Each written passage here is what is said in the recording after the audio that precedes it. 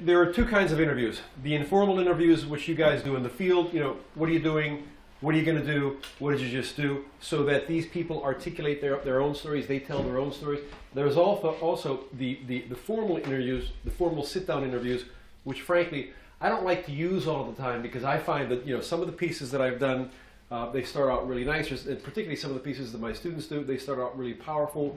They've got a great controlling idea. They've got wonderful pictures, and then about 30 seconds into the piece, you have some guy sitting in front of a camera, staring at the camera like this, and it's awful. It kills the pace. It stops it completely. Yeah. It freezes it, and it's just like, it turns you off, okay? What I like to do is, I like to interview, if you use these cameras appropriately, you can do formal interviews, sit-down interviews. You can talk to these people, and you can generate all the foundational, the informational foundation of these pieces by doing this interview.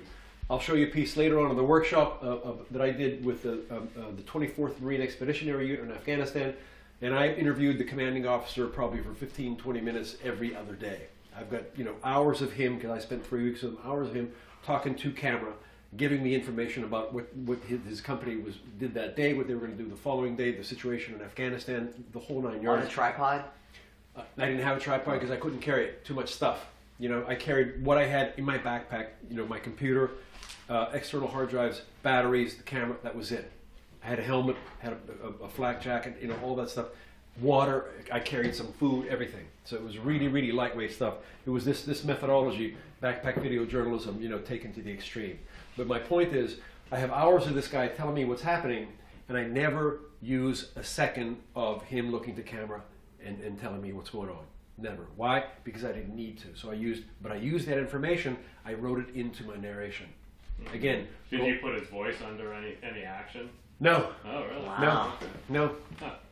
So No. it wasn't a waste of time, though. I could have. No, it was not a waste of time because number one, it helped me cultivate my relationship with him, which turned out to be fantastic.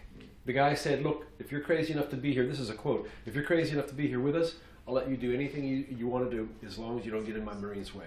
That's it. If I don't put these guys in danger, I can do anything that I want. I had complete, total freedom and access, just like I had with Chain Gang.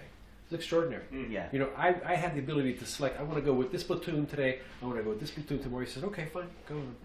And as long as I didn't get in front of anybody, trip anybody up, as long as I didn't put any Marines in danger, I was okay. It was unbelievable. It was the best and better. You weren't in front of them, were you? I was aside the guys, the first guys who were going into a market that we had to go through and check out. Okay. Beside them, not in front of them. Yeah. But side by side. It was I mean, amazing. this kind of looks like a shoulder-launched weapon of some sort. Yeah. Yeah. Hi, this is Bruce Jones, the producer, along with Bill Gentile of the Online Video Journalism Workshop. You are watching Video 8 of our 14-part series on how to make compelling and informative video documentaries. Let me just take a minute to tell you a little bit about this course, and we'll get right back to Video 8 on how to conduct formal interviews. What's unique about this online course is that we taped one of Bill's live face-to-face workshops with real students and real back-and-forth dialogue. We benefit from Bill's over 3 decades in the field and learn as the students learn.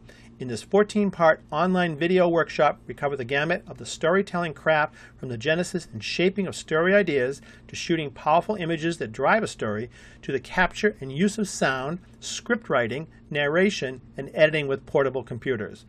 Learn about the components of character, the 12 elements of visual language, Bill's unique 6-shot system, learn to conduct compelling formal and informal interviews, learn what questions to ask, how to develop your controlling idea in dramatic arcs, how to identify character.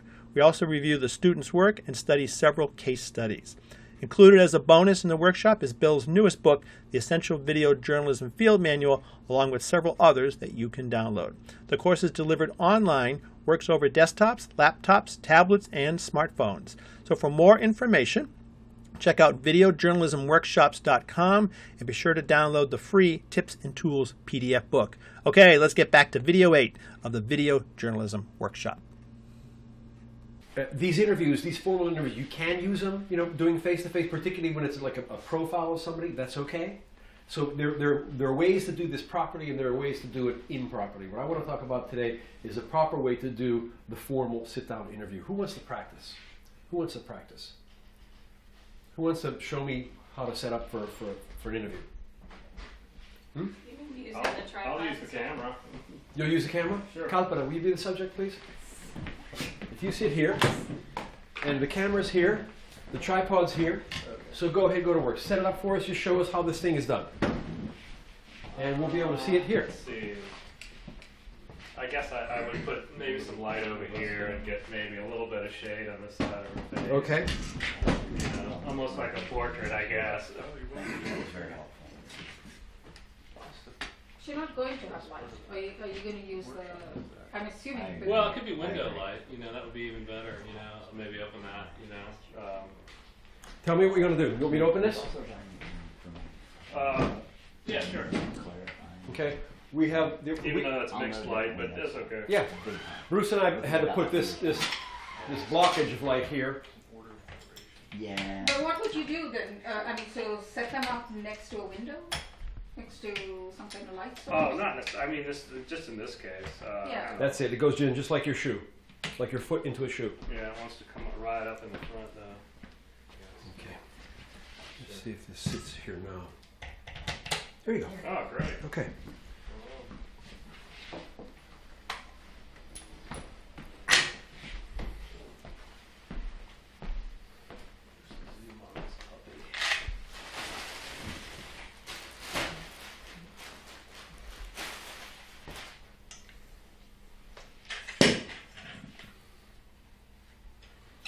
We'll be careful with that, man.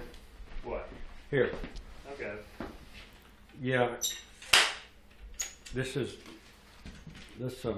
Go on ahead, there. adjust. Okay. I'll tell you, this is really important. I watched a student with an EX1, a new EX1.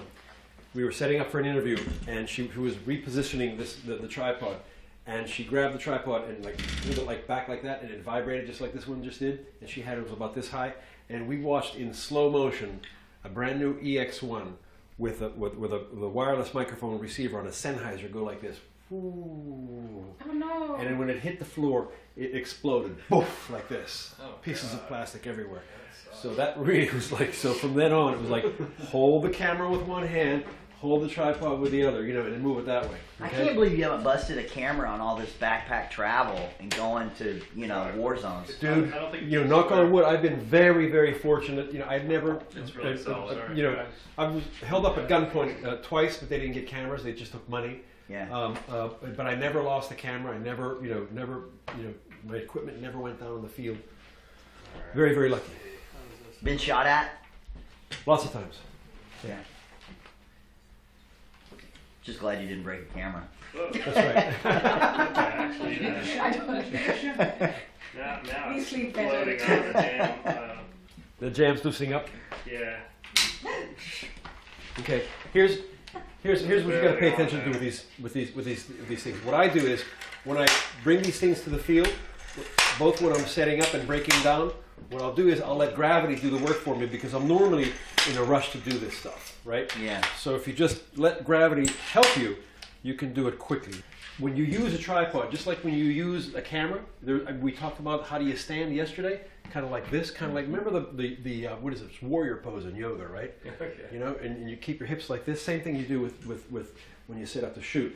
This little camera here has a level here. It allows you to level this thing very quickly. One of the most important points about setting up a tripod is number one, point one of the legs of the tripod toward your subject. Okay, and that way, particularly if you're using this thing and it's all opened up like this, and you're on an unlevel field, this is level and it's flat. Most of the time outside it's not level and flat, but if you have one leg of this tripod pointed toward your subject, then you can get in here, and when you've got this camera on top of the tripod like this, you can actually, this is backwards, I think.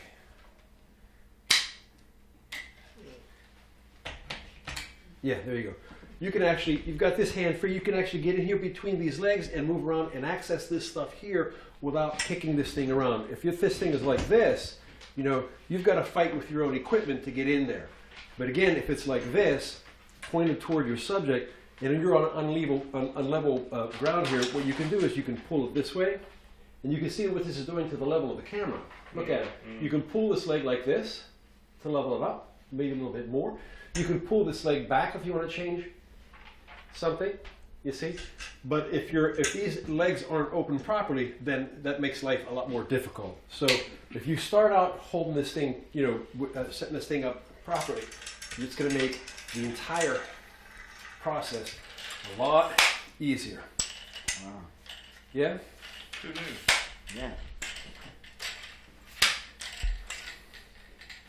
Normally when you go into these places, you and your subject are cramped for time. And I really suggest to everybody, when you arrange an interview, you go in and if the interview is for noon, you better be there no later than 11:30. You want to be there at least a half an hour before the interview starts to set up. It takes a long time to get this stuff set up. You have to move people around, you have to move stuff around, you have to move lights around. Give yourself at least a half an hour. An hour is even better, okay? Wow. You get in, you say hello, you shake people's hands, you set all this stuff up, you have a couple of minutes to sit down, collect your thoughts, figure out what you're going to do, all right? So here we are. We got this thing set up. This tripod is especially cool. Excuse me, Rhett, for getting in front of you like That's this. okay. This one is especially cool because I can grab this core, I can loosen this thing up, and there's a bubble here. I look where the bubble is, and there's a level. I level that up. See that thing right there? Oh, right. So I level that up, and guess what? I'm perfectly level, okay? I want to keep this thing kind of loose so I can swivel back and forth without jerking this thing around. Just like that. I barely touch it and I can move it. Wow. And I want to open this thing up so that I can change the level of this without jerking the thing around, okay? So, what do you think? Are we good? I guess if you were going to use the zone system, you do what something like that, or even tighter, 60 minutes. something like that. I like that. Got, I like yeah. that. Got chin got cut off the top of the head. It's slightly off center, Got the staircase. which gives you something behind it. Uh-huh. Rule of thirds? Am I? And you don't put her in the center, right? She's just a Never. little. I might, Never. You know, I might lower the camera actually because it's kind of it's slightly looking down on her, and you probably don't want that. You probably want to be, I guess, eye level. What do Wow. you think about that? I think it looks eye level, to Does tell you it? the truth. Okay. Okay. I think Man, it looks, you look great. You look like a movie star. And I can't even look at myself. True. I'm trying to see The what I light, look the like. light is even good, right? well, here's the I thing. like it. The first thing you do when you walk into an interview situation, It's a white card too. you do this. Chad, you're right about where we put her. We didn't have time to discuss the rule of thirds. Well, we did yesterday, briefly, I think. No. Whose pictures did we see? We did on the Yeah. Washington Monument Yvonne. shot. Yes. Yvonne. Yeah. Yvonne. What you're after here is this. You want this person on 1/3 of the screen. Remember the game we used to play, tic-tac-toe, X and O's? Remember that? You never want the person in the center of the screen. You know why? Because it's really, really, really boring. There's no motion here. Nothing's happening. It's really visual death, right? So what you want is, you want that person in 1/3 of the frame, kind of like this, right? About like that. You want this person looking into this empty space here. And what you want is, you want the light source coming from there. So that the person is looking into the light. These are all critical components of how to make this stuff look right. Okay? Let's see what... Yeah, she's a little backlit from that one. She is. There. I would have maybe moved her back, to get Okay. side lighting or something. The closer she is to this camera, the wider angle you have to use. So if she's a little bit further away, that's okay, because the longer lenses will help compress her features as opposed to broaden her face like that. But That's so true. ideally, It's you'd have very the light wide source angle where right you're there. at, Bill. Such a move back. Ideally, what you do is this. The first thing that you do when you go into a formal interview situation, the number one thing that you do is you want to determine the source of the light. Okay? We have all kinds of light here. There are 3 kinds of light. There's natural light, there's artificial light, and there's ambient light or existing light, whatever. We have a mixture of this stuff now. Three We have different ambient colors. light. We've got natural light coming in from out there and from here. We have artificial light. These are tungsten. These are white lights. We have existing or ambient light. We got a mixture of this. We have to control the situation somehow because this looks kind of cold and plastic to me. Okay, there's very little motion, and it's not your fault, just the way this light looks. So what do we do? What do we do? Take that thing and put it over here. Yeah, I would maybe right here. Let's assume that we don't have these things. Can we turn this off? What if we don't? What if you don't bring these things with you? You don't have these lamps. Open a window. We open this one window here. We move this around a little bit. You could change the white balance too. You know. Now she's all yellow because of this these is very tungsten yellow, lights. Because yeah. tungsten burns yellow, doesn't it? Yeah. Whoa, man. That's, Yeah. So that doesn't look You good, don't does want it? mixed Nope. colors. Yeah. All right. What if we kill this stuff? oh, That's actually pretty. it's better. Nice. Bluey. Pretty dramatic. Well, you would recolor balance it because that's natural light, basically, right? What if we covered some of this stuff? I'm going to need you guys' help here. What if we drape this over the back of that wall where Bruce is, and we cut out one source of light, that source of light? What if we did that? Some of you guys are going to have It'll to. be just on one side of her face. Yeah, you get what is it like one stop difference from one side of the face to the other or Oh, something? I didn't know. You know?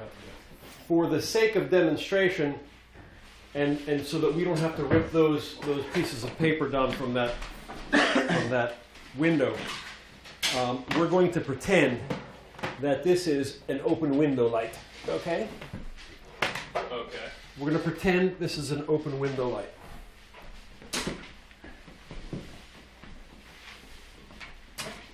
And we're going to block out that light in the back.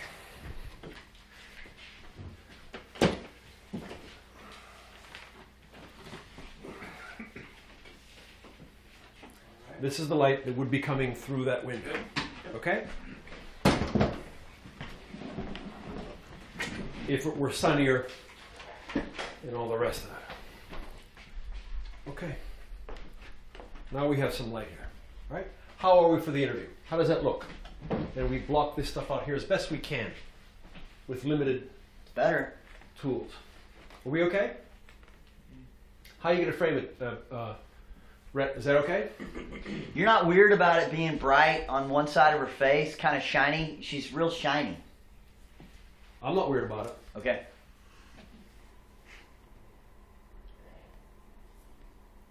Is that okay? I don't know. The picture quality to me is still way Yeah. grainy. It's going to be grainy because there's not much. It's There's real not much light in real it. noisy. Yeah. Yeah. Um, Here's what I would do. Again, you walk into a situation where you're going to do a formal sit-down interview. I'm going to turn this on just for a bit so that we get a sense of where we are and so forth. First thing you do is figure out where the source of the light is, okay? In this case, we have one window here. We're pretending that this thing is a window, right? Because it's pretty gray outside and we don't have a lot of natural light coming in, which we would actually prefer, right? So this is a window, right? So what I would do here, I would do a couple of things if I were going to interview Kalpana. First thing I would do is I would move her. I would move her around because I can move her around a lot easier than I can move furniture around. So I'm going to ask Kalpana to sit here.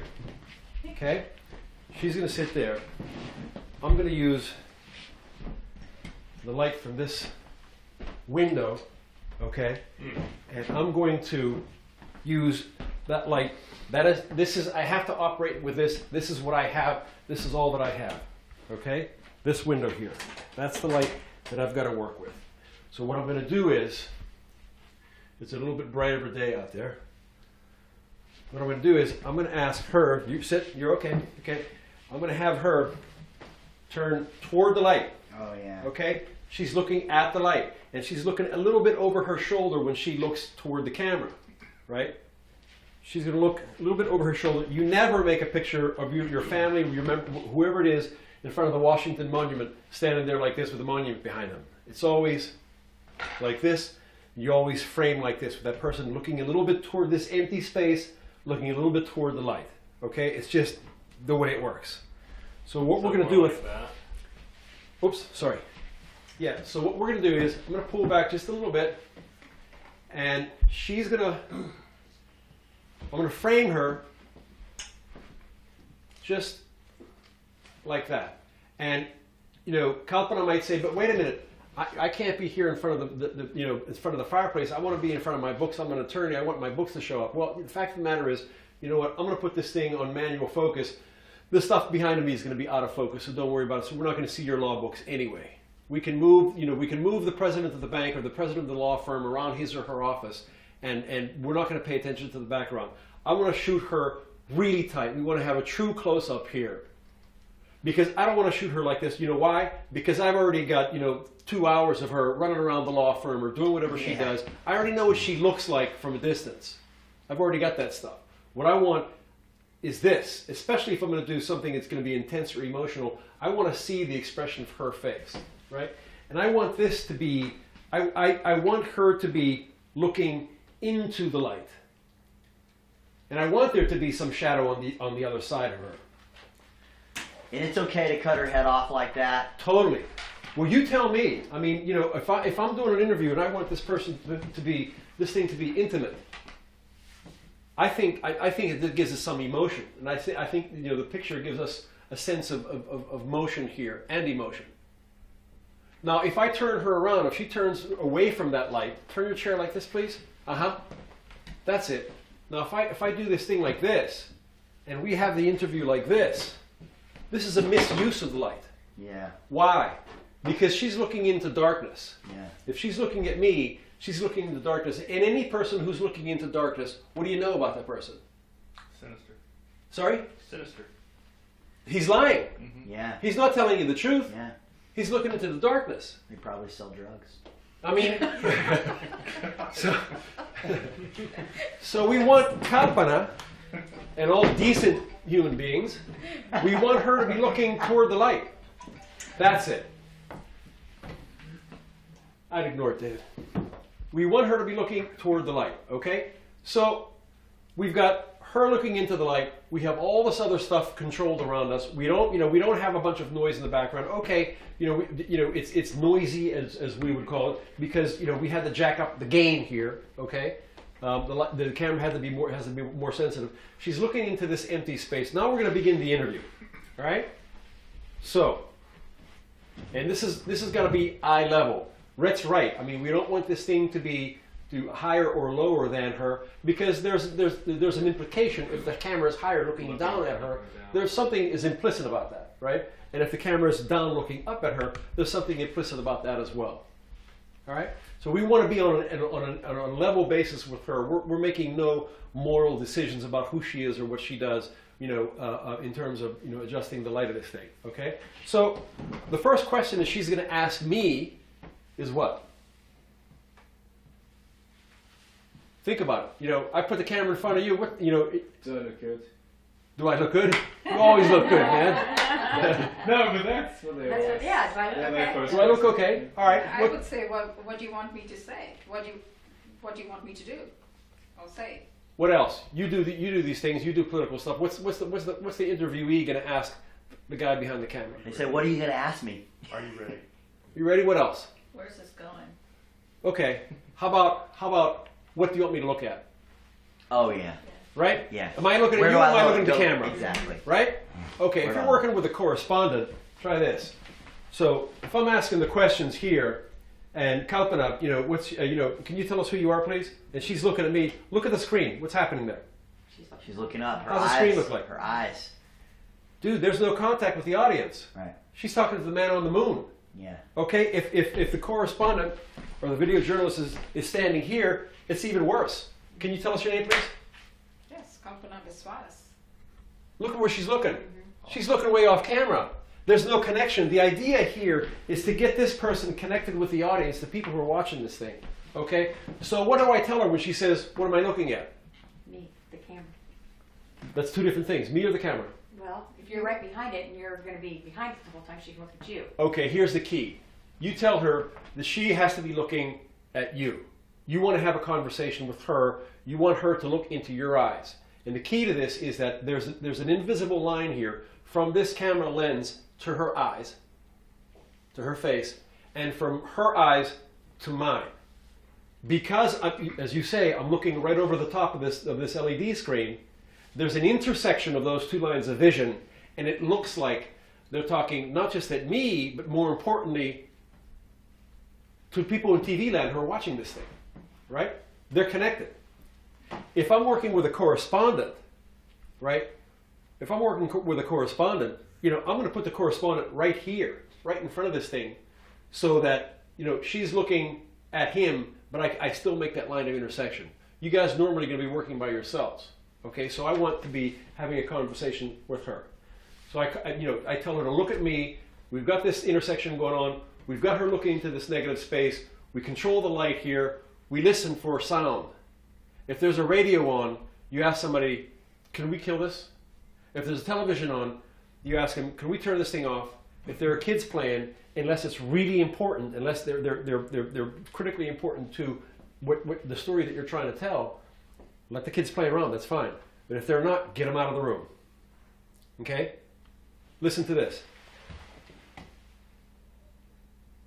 There's not a lot of ambient sound going on here, and that's cool. And if she's properly mic'd, these microphones don't read people's mouths, they read their voice boxes here.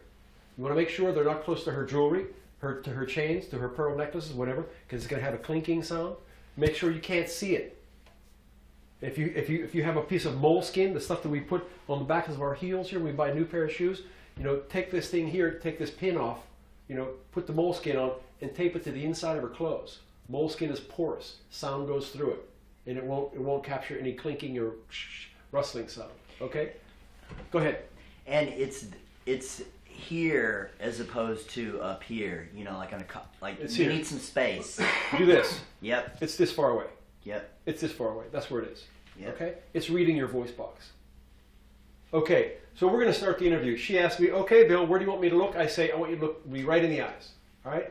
So, Kalpana, who are you, please? I'm a documentary filmmaker, live in Pittsburgh. I'm working on a project on women filmmakers from Afghanistan. Good. What's your name? It's Kalpana Biswas. No. What's your name? Kalpana Biswas. My name is. Oh, my name is? My name is Kalpana. You're going to catch these people all the time. They're going to give you answers. You know, it can't be, my name is, it can't be Kalpana Biswas. It can't be, how old are you? You know, 27. It doesn't mean anything. It's got to be, my name is Kalpana Biswas. How old are you? I'm 27 years old. What do you do? I'm a documentary filmmaker. You get them to do this 3 times at the beginning of this thing, okay? Get them to answer this thing. Now say, can you say this in the whole sentence, please? Identify yourself. Tell me what you do. My name is Kalpana Biswas, and I'm a documentary filmmaker, 27 years old. Great. Fantastic. Okay. You know, be careful with these backgrounds. You don't want busy backgrounds because it distracts the hell out of people. You don't want to put a person in front of like a chalkboard that has writing on it because they're going to go, what the hell does that say back there? You know what I mean? So when you do these interviews, you start with the easy questions first, right? And you've got something right here. What do I keep here when I'm doing these interviews all the time? Reporter's notebook. A reporter's notebook, and it's got what? It has your questions in it. And they go from what to what? Easiest to hardest? This woman, she's been through this before. Exactly. They go from the easy questions to the hard questions. What did I do before I actually sat down for this interview, though? Research. Research, what else? I asked her to do something. I asked Kalpana to do something. Ivan, what do you think?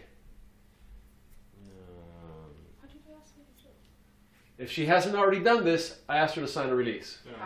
Okay? Strategic.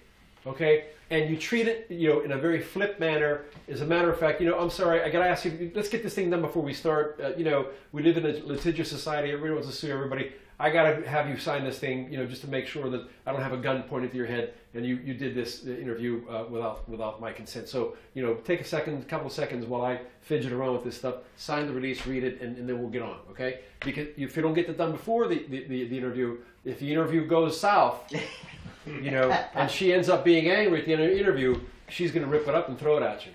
See, and you don't have an interview anymore. Yeah. Colin Powell, a friend of mine interviewed Colin Powell, and they asked him to sign the release before the interview. He goes, I'll sign it after the interview.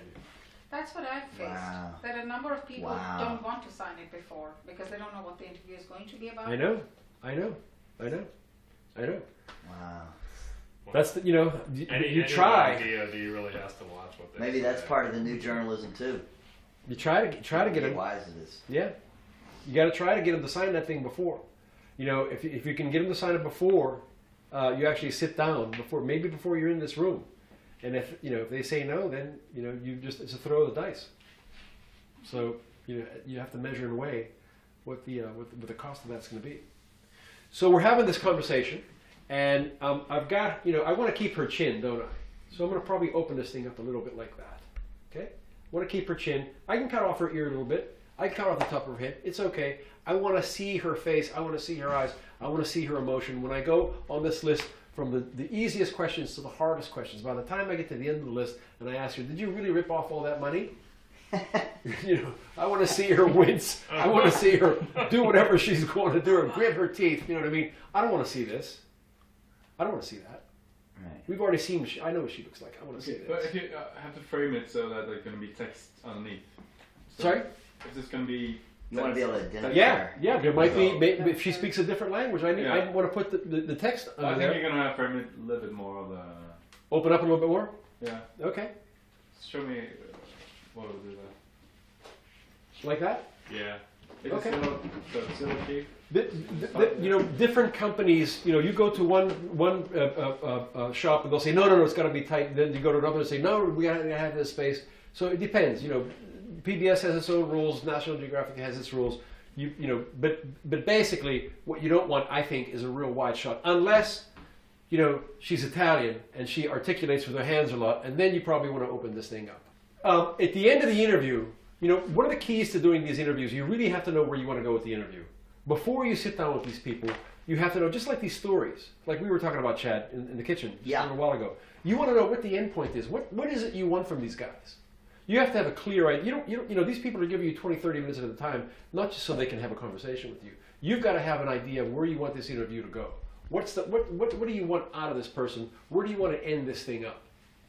And you work your way, that's what your reporter's notebook is about. You work your way toward that final goal. You know where you want to go, and you question your way, and you talk your way to that final goal. Okay?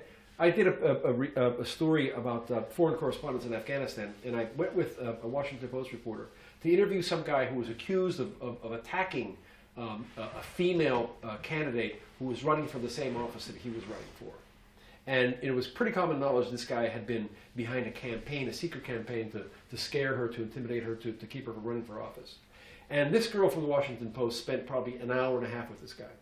And she knew exactly what she wanted out of this guy. She wanted to get this guy to say, yes, I'm intimidating her. No, I'm not intimidating her. I think what she's doing in women running for office is great, or I don't like the idea that women are running for office in Afghanistan. Okay? And it took her an hour and a half to get to that final point, and she said, well, we've heard some people say that you're behind this campaign of intimidation, against this woman who wants to run for office. Is that true? But this is an hour and a half after she started the interview. And then he said, no, I deny it. And she insisted a little bit, but this is what these people say. So you think women running for office in Afghanistan, you think that's okay? That's where she wanted to go. It took her an hour and a half to get there. Wow. You have to know where you want to go with these interviews, because she talked to this guy about his personal life, his family, his political campaign, how he would change things if he won the office. All of this stuff was a prelude to really, are you intimidating this female candidate? She was doing a story about female candidates running for office in Afghanistan, and they're all being intimidated and attacked. You got to know where you want to go. After you get to where you want to go, you ask two critical questions to this person. And what are they? There are two questions you ask at the end of every interview. Is there anything else you'd like to say? A matter of courtesy, isn't it? Okay, did I miss something? Anything else you want to talk about? And when you suggest topics to these people, don't be careful not to lead them into where you think you want to go. Ask these people. The simplest way to get some reaction from these folks is just say, we've heard about this intimidation of women, and we don't know that it's true or not. But can you talk about that a little bit? Ask them to talk about something. Can you talk about that a little bit? Talk about that, and then they'll start. Okay? Get to the end of the interview. Did we miss anything? And there's one more question that you ask them. What is that question? What do you want to ask me? That should be covered in the one we just asked, I think. What is the most important thing we need to know? You ask them this. You're close. You ask them this. You say, what are your greatest concerns and fears about this? What are your greatest concerns and fears? And for the first time, you may get these people to actually stop and dig into themselves and think, as opposed to giving you the canned, I've answered this question 500 times already. What are your greatest concerns and fears about this issue? And they'll give you a solid answer, I think. And then you say, okay, you know what? The interview's done, but I want to make some pictures of you. I want to get some ambient sound, and I want to do a little bit of video portrait.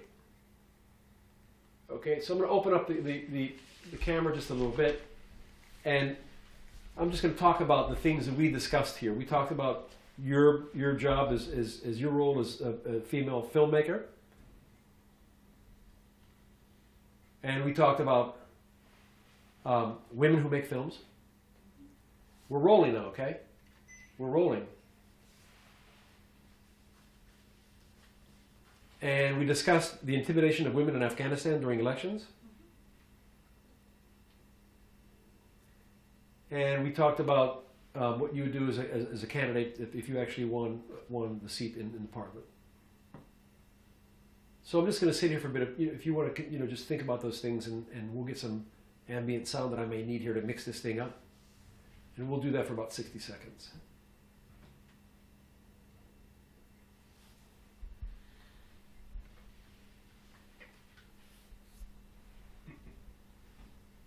So. And the material you get from this could be extremely usable when you want to cut this thing together, because you'll watch this person's face change a little bit, and he or she will shift maybe in their chair. And you can use this stuff just looking, not talking.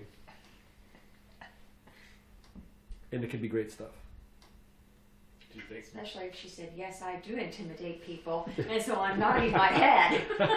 Do you think the gap pulls stuff out of them? I mean, it creates That's the intention. yeah.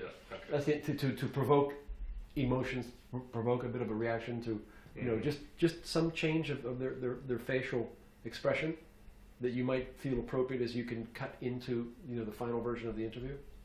Because I've heard that was a journalist trick, is not to nod or to say, yeah, oh, okay, or whatever. Just, Well, you raise a good just point. look straight at them, Yeah, because they'll sometimes continue on Yeah. deeper. yeah. You raise a good point. You have to be careful, and I recognize this not in your work, but during a review of students' work the other night.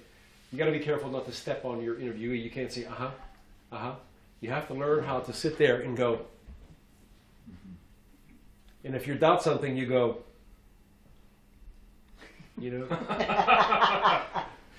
Shame them. You use your body language to communicate, because your verbal language is going to show up on the tape. So when you got a minute of this stuff, of silence, and her hopefully squirming in her seat because she really did steal all that money and intimidate those candidates, then you're done. Any questions? Bruce? I often use, at the end of the interview, ask them again to say their name and title. Yeah. Because they're very much more relaxed, Yeah. and you get a much better... Yeah. And they'll slow it down at the end of the Slow it interview down, too. yeah. That's a very good point. I try to get this thing at the beginning, get it at the end, and and if it sounds too rapid fire to me, you just say, take a breath, you give it to me slower. And you got to be careful about having these people run on forever and ever.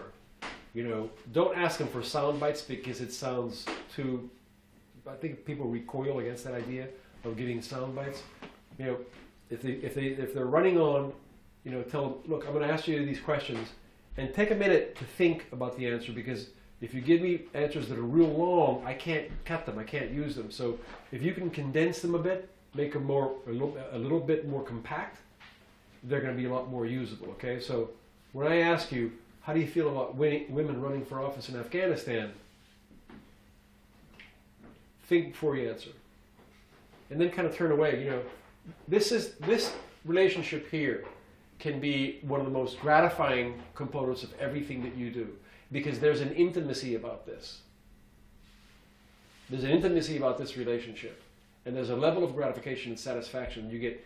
These aren't always bad guys. These are some good guys here. You know what I mean? You're talking to these guys, and you want to draw them out, and it's a really compelling dynamic here if you do this properly.